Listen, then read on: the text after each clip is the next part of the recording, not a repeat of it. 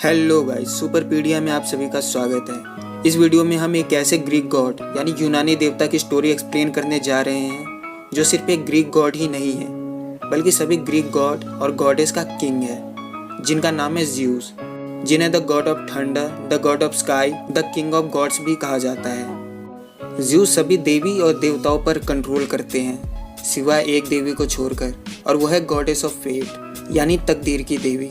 Greek mythology के अनुसार Zeus mount Olympus पर रहते हैं और वहीं से रूल करते हैं, जो सभी ग्रीक देवी और देवताओं का घर है।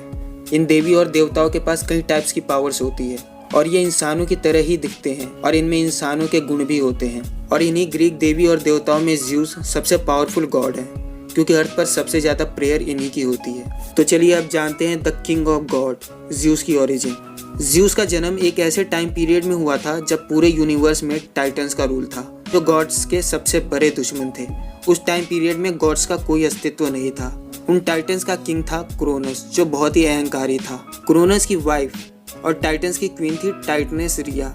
उन दोनों ने मिलकर ज़्यूस को जन्म दिया, पर ज़्यूस के जन्म के साथ ही ओरेकल ने यह भविष्यवाणी कर दी कि क्रोनस की ही एक संतान पूरे टाइटन्स के अंत का कारण बनेगी। सुनकर क्रोनस गुस्से से भर गया और फिर क्या था, वह अपने ही बच्चों को निगलने लगा। और उसने जिन बच्चों को निगला उनमें हेडिस, पोसाइडन और हेरा भी शामिल थे, और ज़्यूस आखिरी बचा हुआ था। यह सब देख रिया ने अपने आखिरी बच्चे ज़्यूस को बचाने की ठानी और उसने क्रोनस को एक पत्थर एक कपड़े में लपेट कर दे दिया। आकार बड़ा होने के कारण क्रोनस यह नहीं समझ पाया कि उस कपड़े में पत्थर है, न कि ज़्यूस, और वह उसे निगल जाता है। और रिया अपने बच्चे ज़्यूस को अल्मेल्टिया नाम के एक ईगल को सौंप देती है, जो उसे उड़ाकर ईथर की पहाड़ियों पर ले जाती है और उसे पाल पोस कर बड़ा करती है।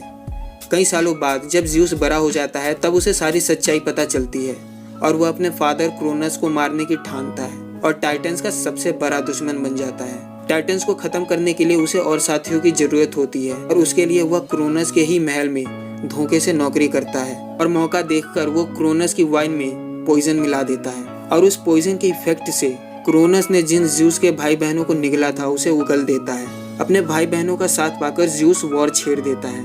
यह वॉर गॉड्स और टाइटन्स की सबसे बड़ी वॉर थी, जिसे टाइट्रोमेनिया वॉर कहा जाता है। यह वॉर 10 सालों तक चलता है और ज़्यूस इसमें फुल पोटेंशियल के साथ लड़ता है। इस वॉर में टाइटन्स की हार होती है और ज़्यूस उन्हें टाइट्रेस माउंटेन में कैद कर देता है। वॉर जीतने के बाद अब बारी थी यूनिवर्स पर रूल करने की, और ज़्यूस ने यूनिवर्स को अपने भाई हेडिस और पोसाइडन के साथ बांटा। इस बंटवारे में ज़्यूस के हिस्से आया आसमान यानी स्काई, हेडिस के हिस्से में आया पाताल यानी लोअर वर्ल्ड, और पोसाइडन के हिस्से में आया वाटर यानी ओशन। इसी के साथ ही ग्रीक गॉड्स के किंग ज़्यूस ने अपना किंगडम बनाया माउंट ओलंपस पर। ज़्यूस की शादी की बात करें तो उन्होंने अपनी सिस्टर हीरोया जोनो से शादी की, और इतना ही नहीं, ज़्यूस का कई और गॉडेस के साथ रिलेशन था। जैसे वह गॉडेस यूरोपा के सामने ऑक्स के रूप में प्रकट हुआ और गॉडेस रोडा के सामने होली स्वान के रूप में। ज़्यूस के बच्चों की बात करें तो उनकी कई संतानें, जिनमें पर्शियस, एडिस, क्रेटोस और एथीना शामिल है। ज़्यूस की पर्सनैलिटी की बात करें तो ज़्यूस दिखने में मैच्योर गॉड है। उनके एक हाथ में थंडरबोल्ट और दूसरे हाथ में सेप्टर रहता है। उसके साथ ही ज़्यूस ओक के पत्तों से बना ताज पहनते हैं और वे पत्ते ओलंपस के एक पेड़ से लिए गए हैं। ग्रीक माइथोलॉजी में माना भी जाता है कि ज़्यूस सबसे एंशिएंट गॉड है और उनके नाम का मतलब है ब्राइट। सो गाइस, इस वीडियो में बस इतना ही। मैं मिलूंगा आपसे नेक्स्ट वीडियो में। अगर आपको यह वीडियो पसंद आए तो प्लीज़ लाइक कीजिए, शेयर कीजिए, कमेंट कीजिए और हमारे चैनल को सब्सक्राइब कीजिए। This is Superpedia and thanks for watching.